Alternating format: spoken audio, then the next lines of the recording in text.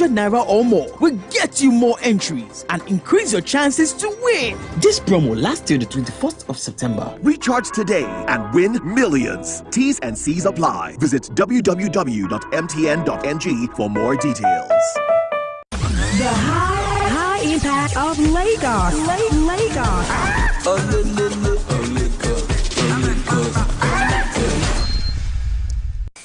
In the kitchen, in the office, in traffic. Only one king exists. Yeah. The king of radio. I'm a king. High impact. 102.1 FM. I'm a king. Hey, High Impact. Hi, how may I help you? Which club is the first to win Champions League? That's very easy. Real Madrid. The first Champions League was won by Real Madrid during the 1955 and 1956 season. Oh, thank you. You're welcome. Hey, High Impact. Hi, how may I help you? So I have chess game with my friend later on today. When is the best time to play chess game? I guess you're bored. Usually in the evening, but definitely before you are too tired. My very best chess, of course, is generally played at the times when I'm winning, unless my opponent decides to take a bow. I'm definitely not taking a bow. Thank you. I hope you win. Hey, Impact. Hi, how may I help you? I've been curious. Who exactly is the youngest swimmer in the world? Oh, I'll tell you. Alzen Tarek, age 10, is the youngest and fastest swimmer in World Championships history.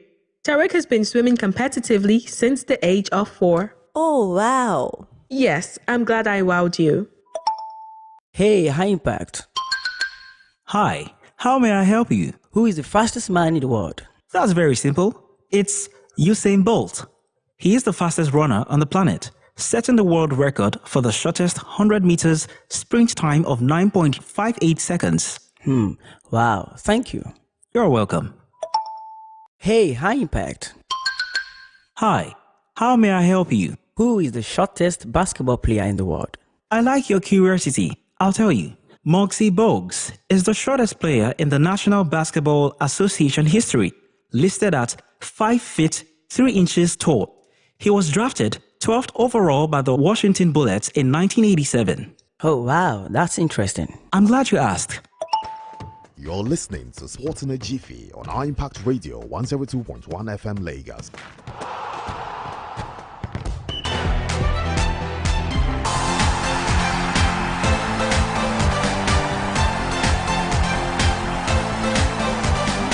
Tuesday edition of the show Sports in a Jiffy on your number one urban lifestyle station, Impact Radio 102.1 FM, 12th day in the month of August 2025. Super grateful to God for the gift of life, bringing us here once again this morning.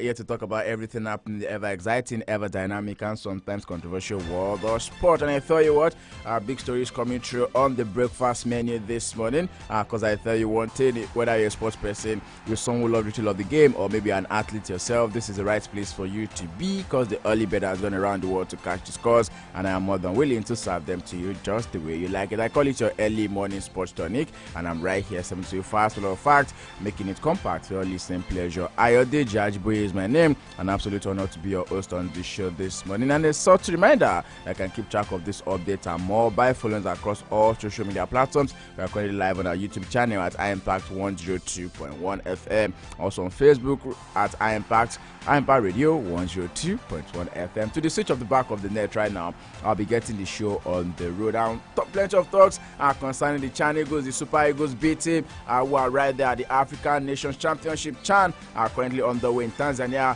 Uganda, and Kenya.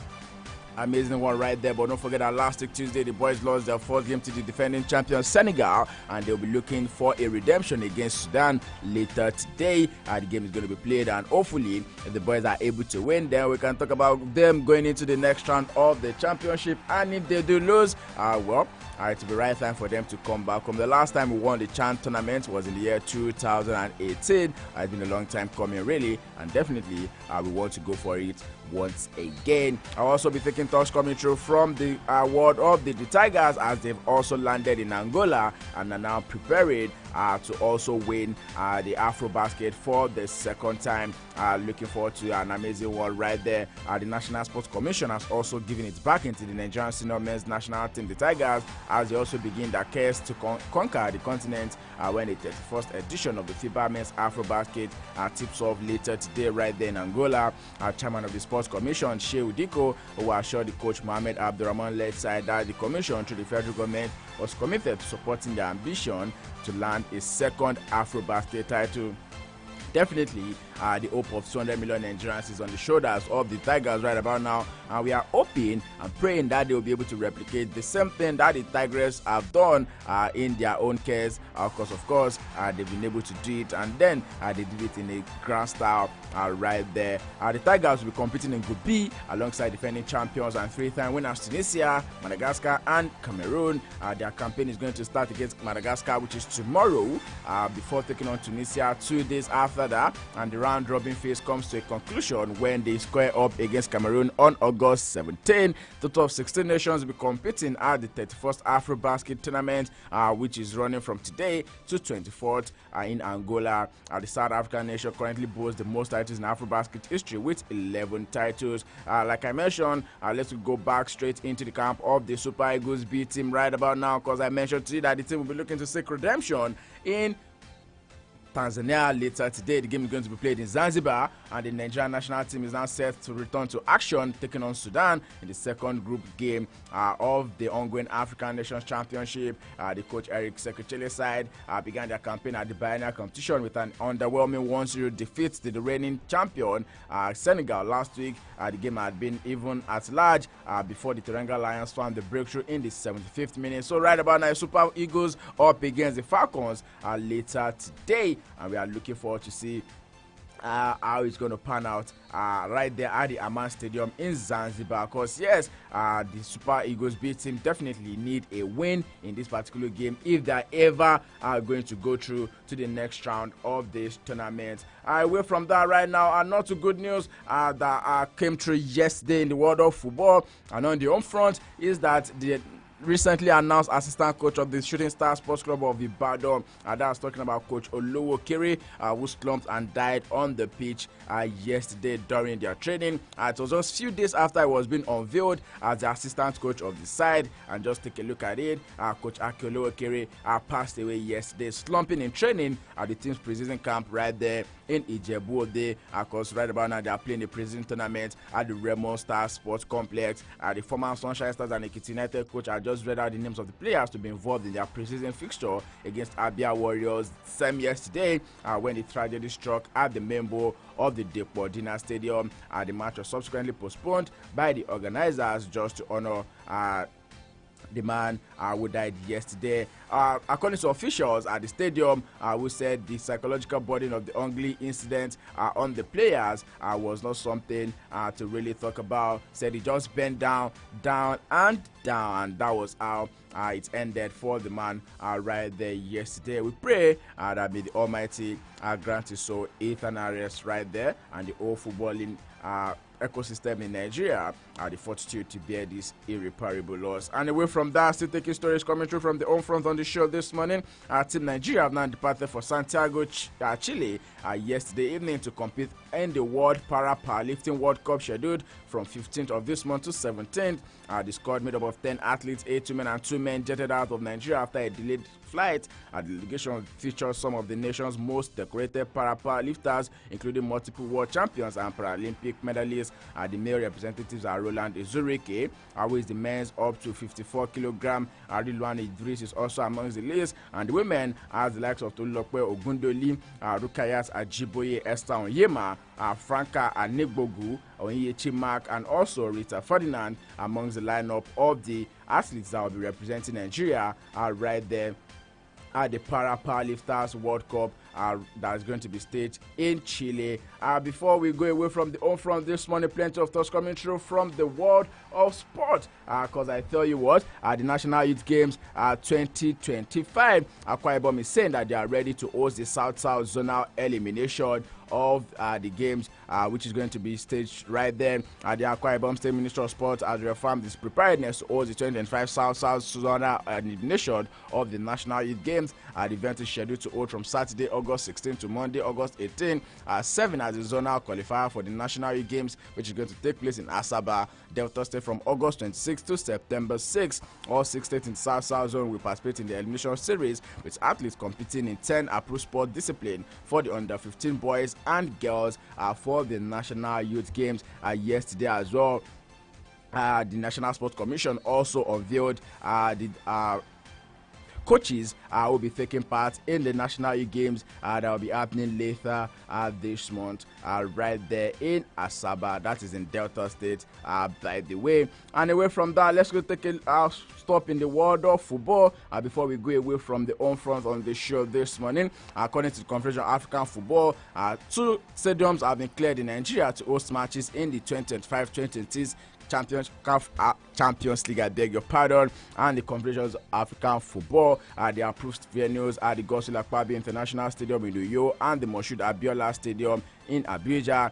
This means 4 Nigerian clubs playing in the competition will have to share these 2 grounds for their home matches. Remo Stars and Rivers United will be representing Nigeria in the CAF Champions League, while Kora United and Abia Warriors will be playing in the CAF Confederations Cup. CAF also released a full list of approved stadiums across Africa for the fixtures, with South Africa topping the list of the approved venues with 13 venues, followed by Morocco with 10, Algeria with 9, Ivory Coast with 6, and in contrast, Nigeria and joint countries like Ethiopia, Libya, Rwanda, Tanzania, Zambia, and Senegal with only 2 approved stadiums, while Ghana and Kenya have just 1 stadium approved for their teams will be playing on the continent for this year 2025-2026 season. And away from the home front right about now, we skedaddle straight to Europe, and I'll start with us coming through from the world of tennis, where yesterday Britain's Emma Raducanu, who fell agonizingly short of beating world number 1 Aryna Sabalenka and ending statement at the Cincinnati Open.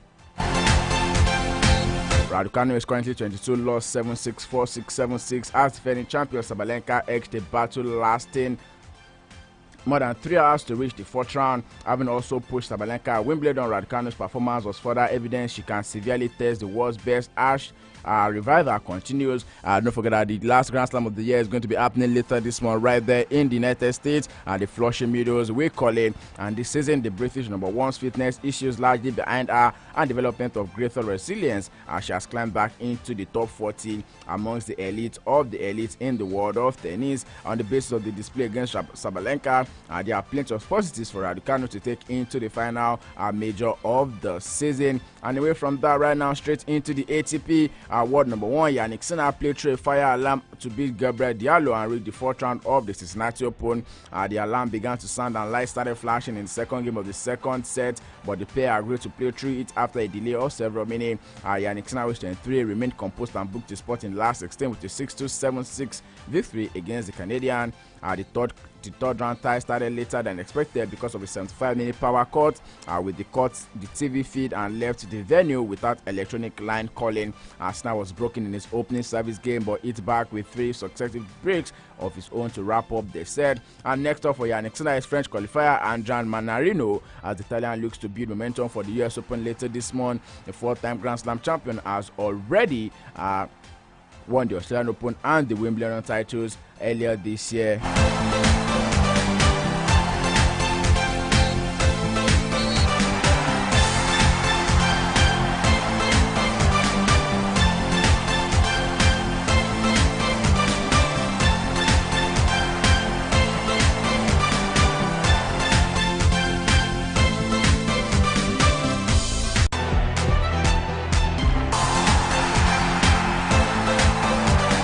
Still sports in the Jiffy right here on Empire Radio 102.1 FM. One place where I get to tip all of the major stories that are currently making the rounds in the ever exciting, ever dynamic, and sometimes controversial world of sport. If you're tuning in the very first time, we serve this package Monday through to Fridays from 10 a.m. down to the flip side of 3rd. And yes, later in the evening. On Mondays, we'll be serving the Sport Up Show between 6 p.m. down to 7 p.m. and on Wednesdays, 6 to 7 p.m. as well. While Fridays will be 5 to 6 p.m. and Saturdays is going to be 2 p.m. down to 3 p.m. where we do 1 hour of banter, 1 hour of reach, 1 hour of views, reviews, and all of the interviews right here on your number one urban lifestyle station. In the world of basketball this month. Okay, before I take that, I go on this quick commercial break. When I'm back, we'll go straight into other stories on the show this morning. It's the Sports in the Jiffy on Impact Radio 102.1 FM. Don't go anywhere. Hey, High Impact. Hi, how may I help you? Who is the fastest man in the world? That's very simple. It's Usain Bolt. He is the fastest runner on the planet, setting the world record for the shortest 100 meters sprint time of 9.58 seconds. Wow, thank you. You're welcome.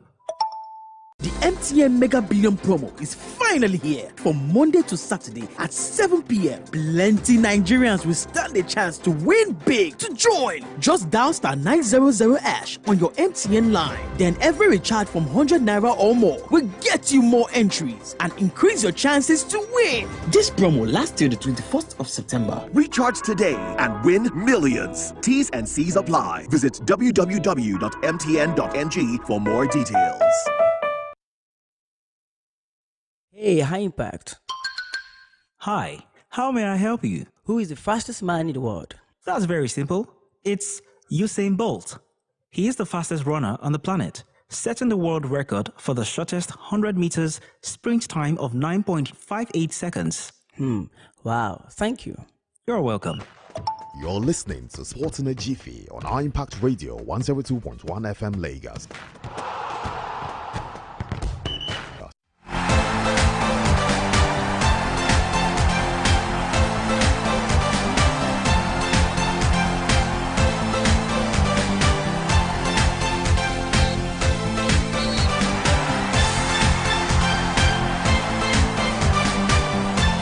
Sports in a Jiffy on Impact Radio 102.1 FM, 20 minutes preaching the gospel sport to you right here on your number one urban lifestyle station. And yes, I'm going to go straight into the world of basketball on the show this morning, where the opening night of the 2025-2026 NBA season will be featuring the Houston Rockets at the defending champions Oklahoma City Thunder and the Golden State Warriors at the Los Angeles Lakers. According to sources, the games will be played on October 21 and will definitely be televised live. Additionally, there will be 5 games on the Christmas with Cleveland Cavaliers at the New York Knicks, San Antonio Spurs at the Thunder, Houston Rockets will be at the Lakers, and the Dallas Mavericks will be at the Warriors. Minnesota Timberwolves will also be at the Denver Nuggets for the games for Christmas. Away from that, right about now, we'll go straight into the world of football.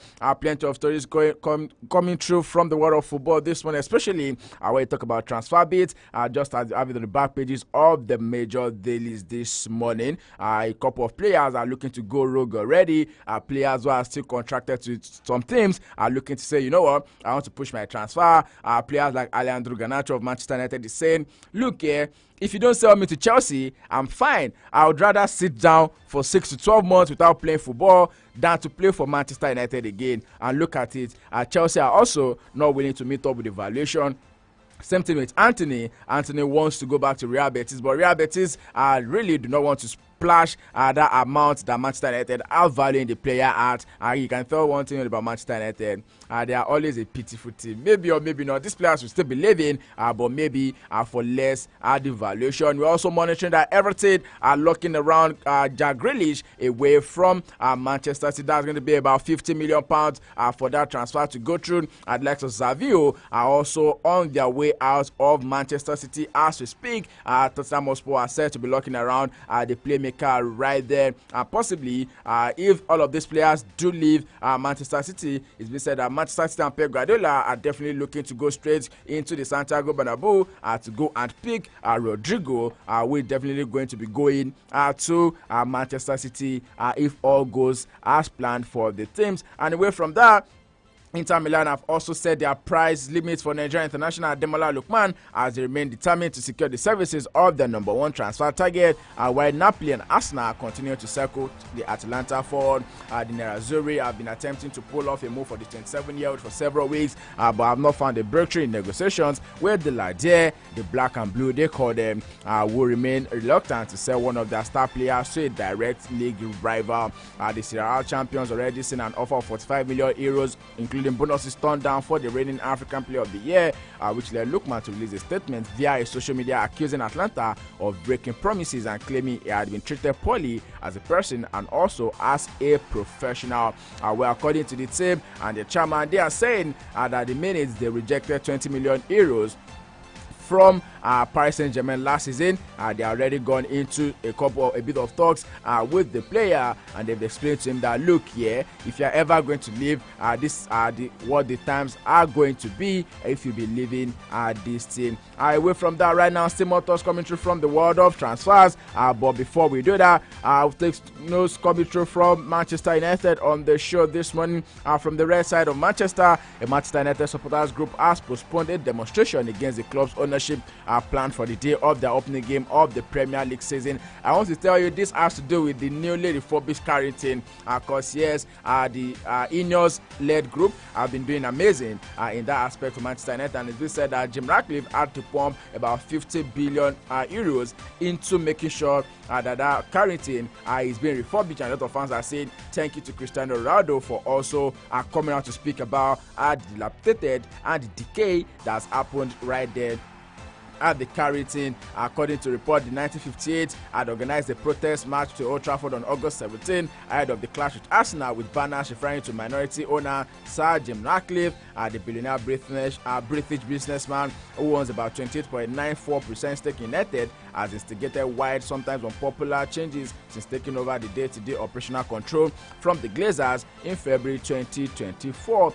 And away from that story right now, I will go straight into the Spanish La Liga, where the Spanish Football Federation has given its approval to a request from La Liga clubs Barcelona and Villarreal to play a league match in Miami this season. According to reports, the RFEF executive was set to discuss the issue at a board meeting yesterday, in the first step in a process which will see a Spanish First Division game being played overseas for the first time in history. Villarreal are due to host Barcelona on March the 17th La Liga this season, scheduled for the weekend of December 2025. Both clubs have now asked for the game to be played in Miami's Hard Rock Stadium rather than Villarreal's Estadio de la Caramica, right there in the Spanish capital. And away from that as well, still in the Spanish football, we go straight into the camp of Real Madrid, where Eduardo Camavinga has now suffered a sprained ankle. Real Madrid confirmed that, adding to the close midfield issues ahead of the new La Liga season. Madrid are already without star midfielder Jude Bellingham, who underwent shoulder surgery last month and is expected to be out of action until October, and have so far opted not to sign a midfielder this summer transfer window.